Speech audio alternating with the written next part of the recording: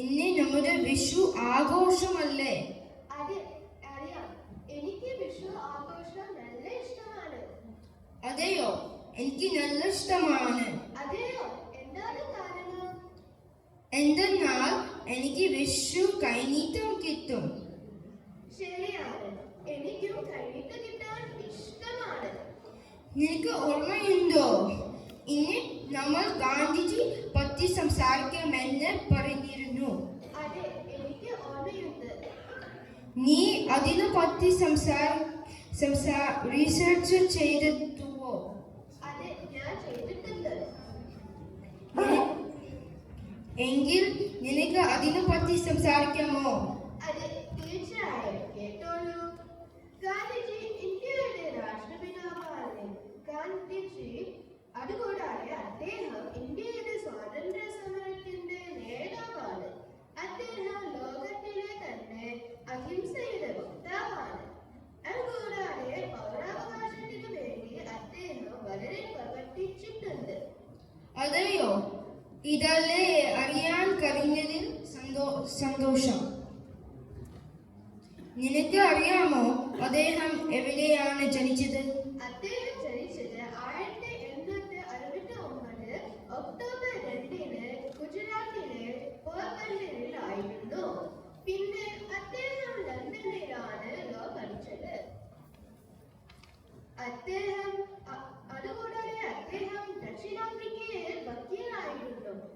അവിടെ വെച്ചായിരുന്നു പൗരാവകാശത്തിനു വേണ്ടി അദ്ദേഹം പ്രവർത്തിച്ചു തുടങ്ങിയത്. ഇതല്ലേ അറിയാൻ കഴിഞ്ഞതിൽ വളരെ സന്തോഷമുണ്ട്. നിനക്കറിയാമോ, ഞാൻ അദ്ദേഹം കേരളത്തിൽ ഒന്നിനെ പറ്റി റിസർച്ച് ചെയ്തിട്ടുണ്ട്. അതെയോ? എനിക്ക് അത് എന്താണ് പറയാമോ? തീർച്ചയായും. അദ്ദേഹം കേരളത്തിൽ 5 തവണ വന്നിട്ടുണ്ട്. 1920 ആദ്യമായി കാലിക്കറ്റ് സന്ദർശിച്ചു.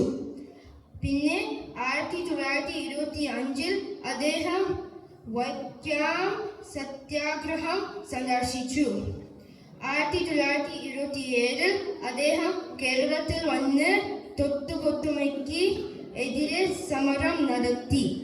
പിന്നെ 1934 അദ്ദേഹം പാലക്കാട് ശബരി ആശ്രമം സന്ദർശിച്ചു.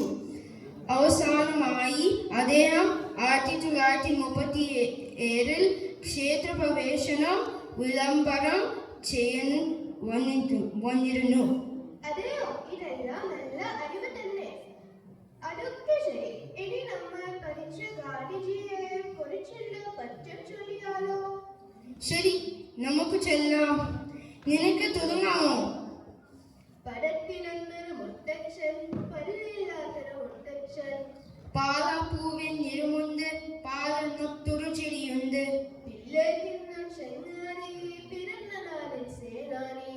ആരെന്നോ മുത്തശ്ശൻ നമ്മുടെ രാഷ്ട്രപിതാവല്ലോ. ഗാന്ധിജിമാരി മഹാത്മാവായി ബാബുജിയായി നമ്മൾക്ക്.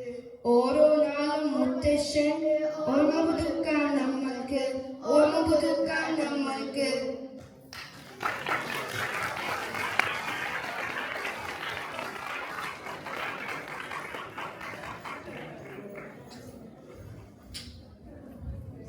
That was awesome. It's nice to hear kids speak Malayalam. Hello.